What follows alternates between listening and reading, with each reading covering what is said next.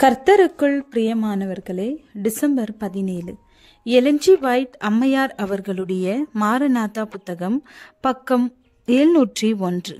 இன்றைய தியானத்திற்காக தெரிந்து கொள்ளப்பட்ட தலைப்பானது, உங்கள் உழைப்பு வீண் போவதில்லை. வசனம் எபேசியர் 6வது அதிகாரம் வசனம் 7-8. அடிமையானவனானாலும் சுயாதீன முள்ளவனானாலும் அவனவன் செய்கிற நன்மையின்படியே கர்த்தரிடத்தில் பலனை அடைவான் என்று அறிந்து, மனுஷருக்கென்று ஊழியம் செய்யாமல் கர்த்தருக்கென்றே நல் மனதோடு ஊழியம் செய்யுங்கள். இவ்வுலகில் தேவனுக்காக நாம் செய்யும் செயல்கள் பெரும்பாலும் பலனற்றவை போல தோன்றுகிறது. ஊக்கத்தோடும் விடாமுயற்சியோடும் நன்மை செய்ய நாம் படும் பிரயாசத்தின் பலனை ஒருவேளை நாம் காண முடியாதவர்களாக இருக்கலாம். அது வீணான முயற்சி என்று கூட நமக்கு தோன்றலாம்.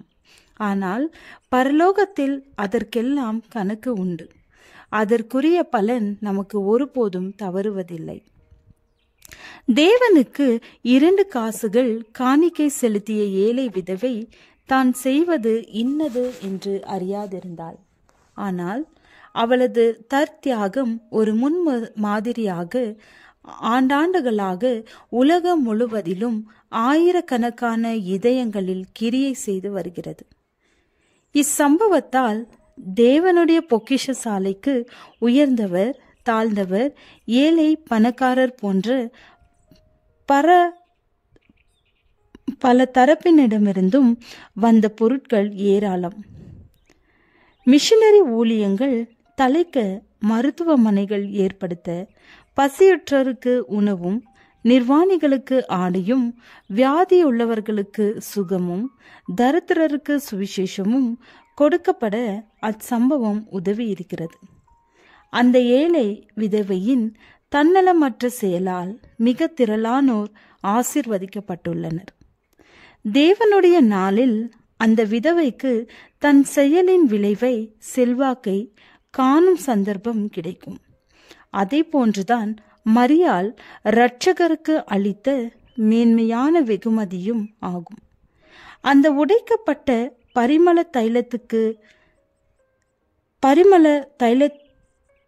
தைல குப்பியை பற்றி நினைப்பதின் மூலம் உற்சாகப்படுத்தப்பட்டு எத்தனை பேர் ஆண்டவருக்கு அன்போடு சேவை புரிந்துள்ளனர். அதையெல்லாம் காணும் பொழுது அவள் எத்தகைய மகிழ்ச்சி அடைவாள். இந்த சுவிசேஷம் உலகத்தில் எங்கெங்கே பிரசங்கிக்கப்படுமோ அங்கங்கே இவளை நினைப்பதற்காக இவள் செய்ததும் சொல்லப்படும் என்று மெய்யாகவே உங்களுக்கு சொல்லுகிறேன் என்று கிறிஸ்து கூறினார். எதிர்காலத்தை எண்ணியவராக தன் சுவிசேஷத்தின் நிச்சயத்தோடு இரட்சகர் இவ்வார்த்தைகளை கூறினார். சுவிசேஷம் உலகம் முழுவதும் பிரசங்கிக்கப்பட வேண்டும். சுவிசேஷம் செல்லும் இடமெல்லாம் மரியாளின் வெகுமதியான பரிமள தைலம் தன் வாசனையை வீசும். அவன் இயல்பாக செய்த செயலின் மூலமாக அநேக இருதயங்கள் ஆசீர்வதிக்கப்படும். ராஜ்யங்கள் தோன்றலாம், மறையலாம். பேரரசர்கள் மற்றும் வெற்றியாளர்களின் பெயர்கள் மறைக்கப்படலாம். ஆனால் அந்த பெண்ணின் செயல் பரிசுத்த வரலாற்றில் அழியாத இடம் பெற்று என்றைக்குமாக அந்த உடைக்கப்பட்ட பரிமள தைல குப்பி விழுந்து போன ஒரு மனு குலத்தின் மீது தேவன் கொண்ட அளவற்ற அன்பின் கதையை கூறிக்கொண்டே இருக்கும். பரிசுத்த ஆவியின் ஒவ்வொரு தூண்டுதலும் மனிதரை நன்மைக்கும் தேவனிடத்திற்கும் வழிநடத்தி சென்ற காரியம் பரலோக புத்தகங்களில் குறிக்கப்பட்டிருக்கிறது. தேவனுடைய நாளில் பரிசுத்த ஆவியானவரின் கருவியாக செயல்பட ஒவ்வொருவரும் தங்கள் வாழ்க்கையில் செய்த செயல்களால் ஏற்பட்ட பலன்களை காண்பார்கள். ஆமேன்.